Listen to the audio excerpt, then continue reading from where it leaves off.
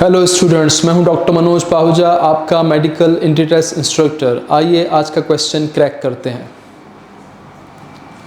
Which technique has helped in the investigation of Calvin cycle. पहले तो आपको पता हो कैल्वन साइकिल किसको कहा जाता है। कैल्वन साइकिल नाम है डार्क रिएक्शन ऑफ फोटोसिंथेसिस का।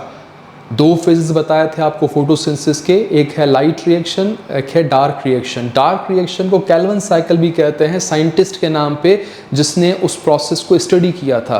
उस साइंटिस्ट का पूरा नाम था मेल्विन कैल्विन। उसकी एक पूरी टीम थी जिसकी मदद से उसने एक रिसर्च की प्रोसेस को समझा, और आज जो आप प्रोसेस पढ़ते हैं वो इस साइंटिस्ट की वजह से है।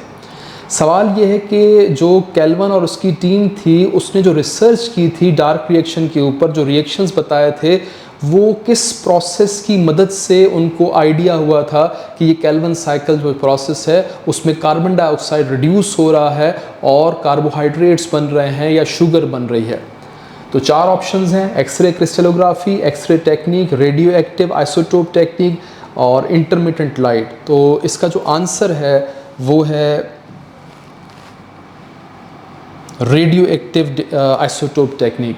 इन साइंटिस्ट ने कार्बन 14 आइसोटोप इस्तेमाल किया था कार्बन के रास्ते को चेक करने के लिए। आपको पता है फोटोसिंथेसिस के रिएक्शन में कार्बन डाइऑक्साइड की रिडक्शन होती है डार्क रिएक्शन में।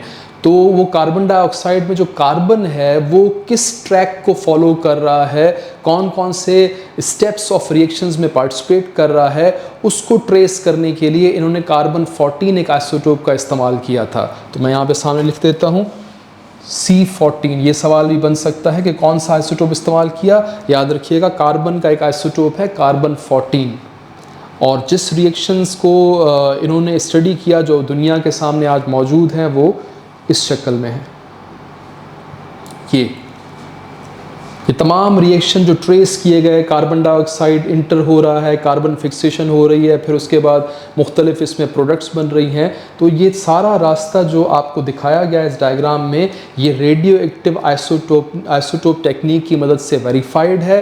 कार्बन 14 को प्लांट में यूज़ करके उन्होंने इस रास्ते को ट्रेस किया और दुनिया के सामने प्रेजेंट किया। तो याद रखिए radio active isotope technique is the correct answer. और इसमें कौन सा आइसोटोप इस्तेमाल हुआ था? कार्बन 14।